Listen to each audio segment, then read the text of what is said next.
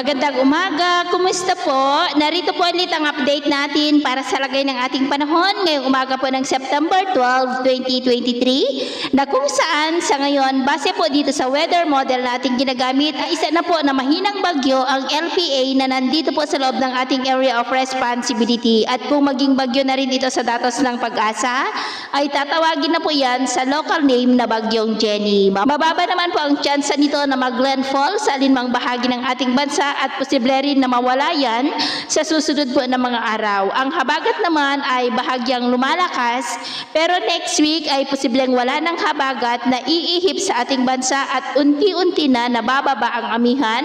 Gaya po ng inyong nakikita at tutungo na po tayo ng transition period bago po matapos ang buwan na ito.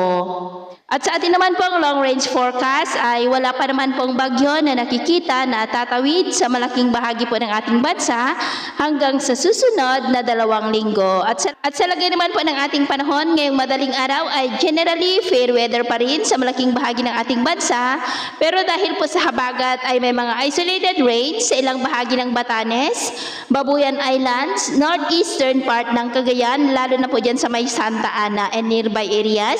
Ilang bahagi po ng Benguet, Zambales, Bataan, Palawan, Marindoque, Romblon, Masbate, Albay, Sorsogon, Catanduanes, Leyte, Bohol, Cebu, Negros, Sulu Archipelago, Lanao Provinces at ilang bahagi ng Sorsogon, Davao Region at Surigao del Norte.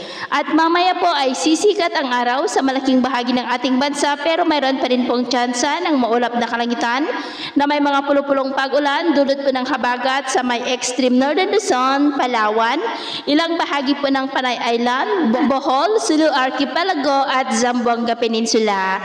At mamayang hapon po mas mataas na muli ang tsansa ng maulap na kalangitan na may mga pulupulong pag-ulan sa mas malaking bahagi na po ng ating bansa kaya kung lalabas tayo sa ating mga tahanan ay ugaliin lamang po natin ang magdala ng kahit anong parangga natin sa init ng araw at proteksyon na din po sa mga biglaang buhos ng ulan.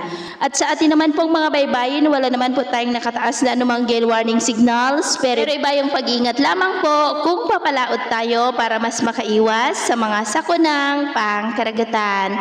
So yun po ng latest update natin sa araw na ito. At ako po muli si James na nagsasabing sa kahit anong pagsubok po na darating sa ating buhay, huwag na huwag po tayong mawawalan ng pag-asa. Thank you and God bless!